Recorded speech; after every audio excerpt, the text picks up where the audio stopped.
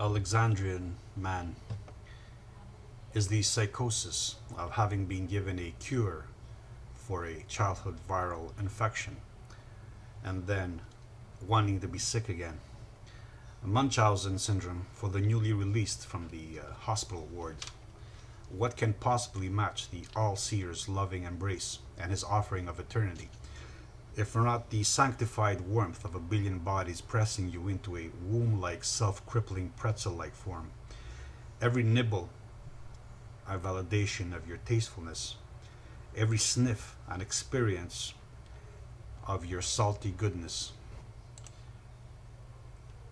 living forever in a myriad minds as a positive memory, of course, in between omniscience and other, and omniscience in the possible future.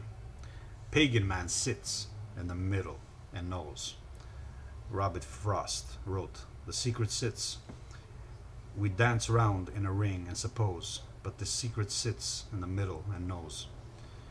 The idea that the cosmos is knowable or some underlying logic order governs it all is nothing more than the dying echo of the God of Abraham, his multifarious forms represented in a multiplicity of symbols, words, names, all implying the same presumed absence. Long after the parent dies, the child holds on to mementos, unable to let go. One knows there is an absolute truth and calls it God. The other knows there is absolute truth and calls it by another name, open to its eventual discovery. Pagan, the natural man, deals in probabilities within a cosmos of possibilities. He builds hierarchies and lives by them, accepting both costs and benefits. He holds no authority, whether divine or sublime or idea, as above him. Everything is fluid. How can we not begin our little trek into linguistic madness if we do not place the word nihilism right at the top, the beginning? Even though I've defined it, I believe, in my other vids, my other videos. I think I've done it in A Word Like No Other. But since it fits so well here in it can help us clarify what is occurring, we will begin with the misguided application of the word nihilism based on the word nil, the negation.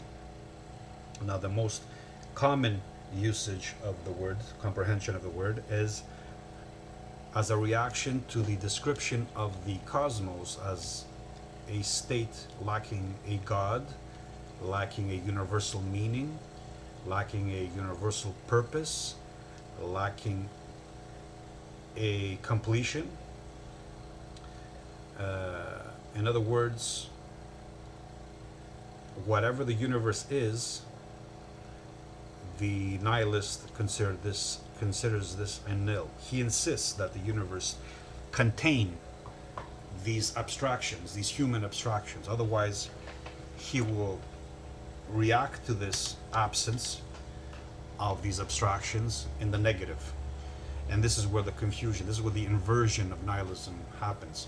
And it begins with a very understanding of its own title, which is the opposite of how one ought to react to the world, as a state of void of meaning, of purpose, of a God, because this is exactly what makes life possible, and this is exactly what we call possibility itself and probability. Without it, man is enslaved by this absolute, because what nihilism describes as being absent is the absolute, and the mind reacts to this in the negative. But in fact, it is exactly this absence of the absolute that makes life possible, and that makes human consciousness possible, and that makes then choice possible. Of course, the Christians make it out to be like a grand scheme, testing phase. where our spirits are tested by God, so as to determine if we're worthy of entering his paradise, again under his authority, under his dominion. But even the secular nihilists who use words in the scientific way or in artistic ways, and are atheists, many of them, actually imply the same thing as the Christians do, only they subtract from this consciousness. So they believe in the same absolute as a positive, and the absence of this absolute as a negative, but they don't anthropomorphize it. So they don't believe in God as this consciousness that judges or is aware of what they're doing, cannot judge them at all, which immediately eliminates morality.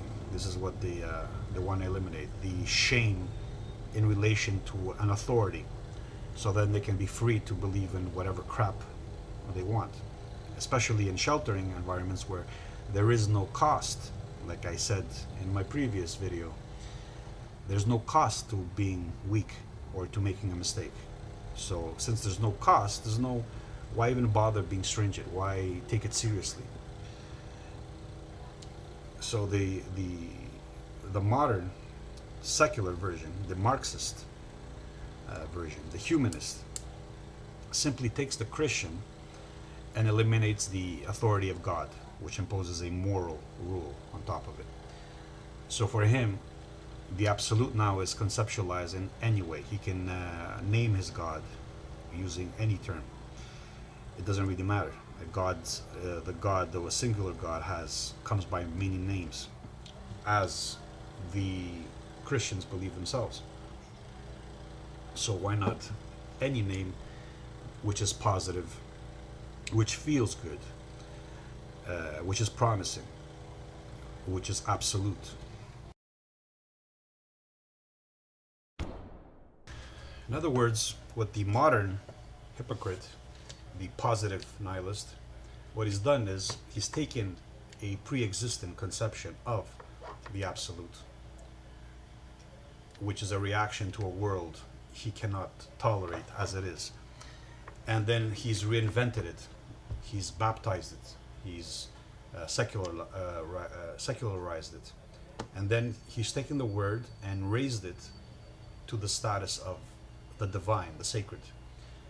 Now this process, like I implied earlier, entails a detachment from the world. This is the process of sanctification, of raising an idea above the worldly, the earthly, because we consider the world dirt, right?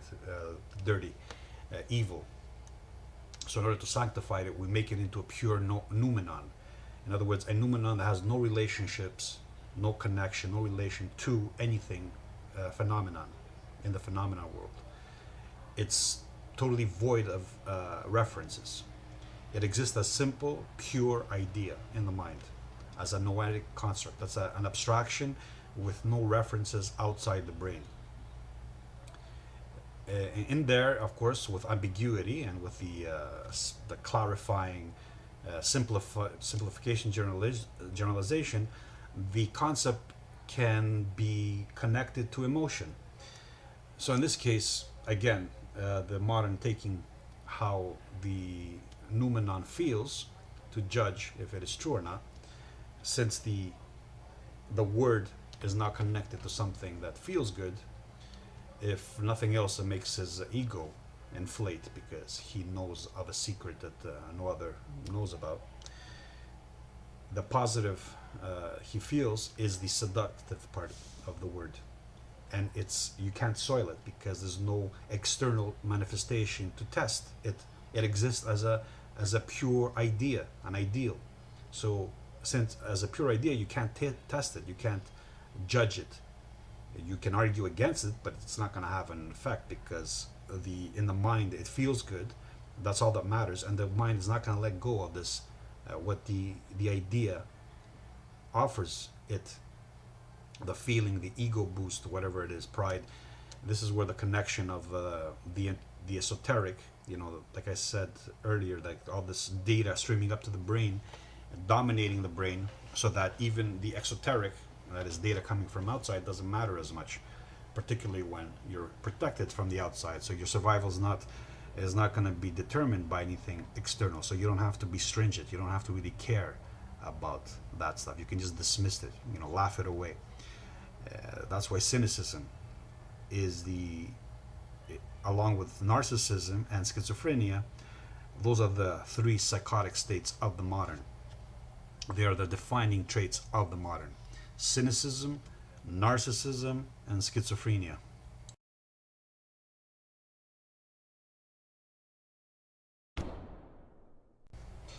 Keeping the word above, beyond the perceived, the phenomenon, is a way to preserve it, to save it from criticism, since now it is connected only esoterically, and you can teeter-totter between meanings. You can one moment claim that it's more scientific, that it's connected to some external reference point, and then when that's critiqued, you can go back to the internal references, connections to emotion, to sensation, to ego, where no critique can never enter, and where you can claim that you're always misunderstood, that nobody can understand you because the connection is so vague that it can mean anything, and that you can shift the meanings around.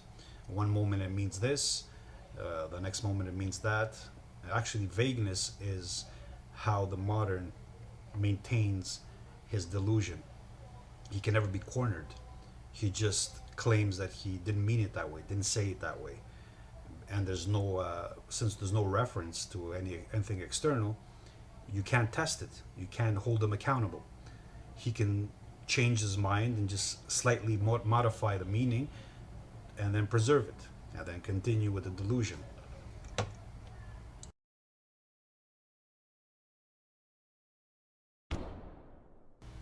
The next word we're gonna analyze is another one of the favorites of nihilism and moderns, and the one that's been also sanctified, detached from its original meaning, its original utility, and that is the word humanity or human. Now, for the modern, human means something sacred, something divine. It's a substitute for the word God, or again, any other word used to replace what is missing in the universe. Its original meaning is as a description, a symbol for a species. And what is a species? A species is a reproductive type, a behavioral type, a sexual type. It's a sexual category. Now, when the modern uses it, he lifts it up from its origins in the earth, in the genes, and makes it into a mimetic icon. So humanity is void of all sexual meaning. It is this divine, sacred thing. You just mention you're human, or be more human, and this is equivalent to saying be more Christian, or be more loving, or be more affirming of other.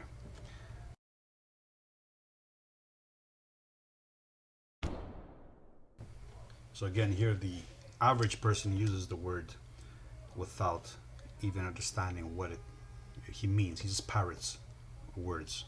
He just throws out symbols. And because they feel good, he equates this with him making sense, that they are good. And because they are good and they feel good, they are true. The term now human means something that is not does not ascribe to what is true for every other organism. So the human is above even evolution. The species now, this idea of a species, is no longer contained within the rules of evolution theory or evolutionary psychology. So everything they say about human beings or other animals does not apply to them. It's a way of escaping the world again, of denying it, of saying, no, no, this does not apply. This might be true of this organism, but it doesn't apply to me. So this is also used to reject race, or what we call races, or sex differences, gender specialization. You can just say human beings. The word human is something above other animals. Whatever applies to other animals cannot apply to human. It's human now has become, like, again, it's become divine. As we progress in our exploration of words and how they are disconnected from their original utility as representations of something apparent, and become now something esoteric, something divine, something purely noetic, we will see how detachment slowly places this noetic barrier, using these words, around the individual like a protective shield. The words are used to dismiss everything that's outside of this shield, which the individual feels threatened by, belittled by, feels small in relation to it. With words, you can reject anything because there's no standard. It's having dismissed the objective world as a standard of evaluating judgments, and having been protected from the mistakes of wrong judgments by the system, now the individual can recede into like a solipsistic cocoon, a verbal matrix. You know, that's what the imagery of the matrix, the ones and the zeros, the code. It's the code, not a genetic code that passes on memories from the parent to the child, but now it's a mimetic code which detaches the individual from this past, from his genetic past, from the sum of all nurturing. So now he can say everything is a social construct. Everything is nurturing. Everything is a product of nurturing. Every category that troubles him, that insults him, that inhibits his free association, his liberation from the past, can be dismissed using this technique, using words, using symbols. And if you see all these new identities that spring out, these freaks and these monstrosities, which I've explored in other places, such as the underworld, my little essay on the underworld, are descriptions of these mutations protected from culling, from the consequences of their delusions, so then they can continue propagating their monstrosity, their mutation that's unfit. They can define themselves in any way they want. And how do they do that? By using, again, symbols. They acquire symbols, clothing, makeup. This includes words. Words is just another symbol. But you can use other symbols, jewelry, status symbols, cars, even your job title is a symbol. So you can acquire all these symbols to create this artificial persona, which I call a character, which overrides, overwhelms, buries the persona, which is the interaction of organs, creating a psyche. And now you can pretend to be a character. This is the public man.